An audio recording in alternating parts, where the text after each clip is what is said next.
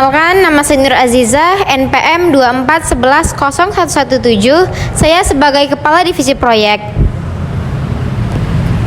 Perkenalkan, nama saya Farunisa Kairani, NPM 24110137. Saya sebagai tim pemasaran.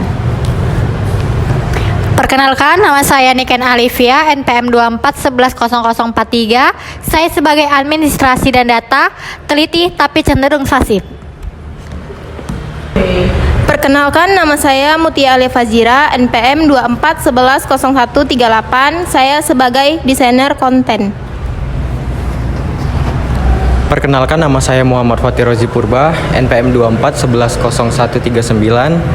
Saya sebagai tim IT, tenang tapi perfeksionis. Oke, standby, kamera ready, sound ready, 3, 2, 1, action. Terima kasih sudah datang pagi ini. Saya tidak ingin menyalahkan siapapun, tapi saya harus bicara jujur. Kampanye digital untuk Gema Digital sudah terlambat 2 hari. Apa yang sebenarnya terjadi? Maaf Bu, saya harus jujur, saya tidak bisa lanjutkan konsep iklan karena data dari Niken soal demografi target belum lengkap sampai 3 hari lalu. Tanpa data itu, saya nggak bisa bikin strategi pemasaran. Saya hanya mengirimkan apa yang saya terima dari bagian data dari ICA. Saya sudah minta sejak minggu lalu, tapi mereka baru kemarin kirimnya di hari Senin, Bu. Dan saya baru bisa mulai desain Rabu malam setelah Ica kirim konsep gambar.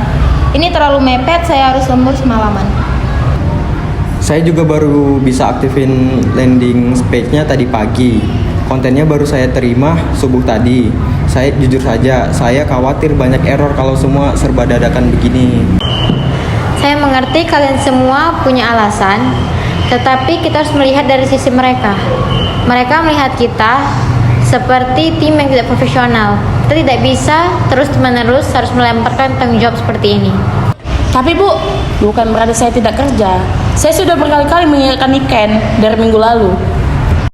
Saya sudah berkali-kali juga follow up ke bagian data, tapi mereka lambat merespon. Saya cuman staf administrasi, bukan pengambil keputusan di bagian itu. Tapi kenapa tidak bilang ke saya dari awal? Saya menunggu-nunggu. Kita jelas kekurangan koordinasi, masing-masing tunggu giliran kerja, tapi tidak ada yang mau ambil inisiatif lebih dulu. Setuju, kita semuanya terlalu pasif. Padahal kita satu tim, seharusnya kita saling bantu dan saling informasikan kendala yang kita punya.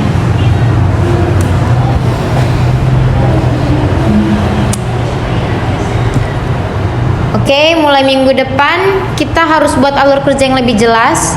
Setiap bagian punya tenggat masing-masing. Dan kita akan mengadakan daily update 10 menit setiap paginya. Tidak ada alasan yang tidak tahu tentang perkembangan tim ya. Saya usul kita juga pakai project board online seperti Trello, jadi semua bisa lihat apa yang sedang dikerjakan dan siapa yang belum update. Ju, saya bisa bantu buatkan struktur Trello-nya juga. Nanti saya setel urutan kerja antar divisi juga. Dan saya akan aktif koordinasi lebih awal. Bahkan kalau datanya belum lengkap, setidaknya biar Mutia bisa mulai kerangka visual dulu. Dan saya akan pastikan follow ke bagian data lebih cepat. Kalau perlu saya nge-ACC Bujia biar mereka lebih cepat tanggap. Nah, ini baru tim yang saya banggakan. Kita gagal kali ini, tapi bukan berarti kita tidak bisa bangkit. Yang penting kita belajar. Setuju? Setuju Bu. Baik, setelah rapat ini kita langsung buat langsung timeline peluncur untuk klien berikutnya. Jangan ulangi kesalahan yang sama lagi ya. Oke Bu. Jadi pesan moral yang dapat kita ambil dari percakapan ini yang pertama yaitu kerja tim membutuhkan komunikasi yang aktif dan terbuka. Tanpa koordinasi yang jelas, bahkan tim hebat pun bisa gagal menyelesaikan tugas yang tepat. Yang kedua, saling menyalahkan hanya memperburuk situasi.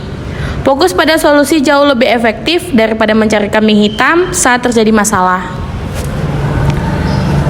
Yang ketiga, setiap anggota tim memiliki peran penting.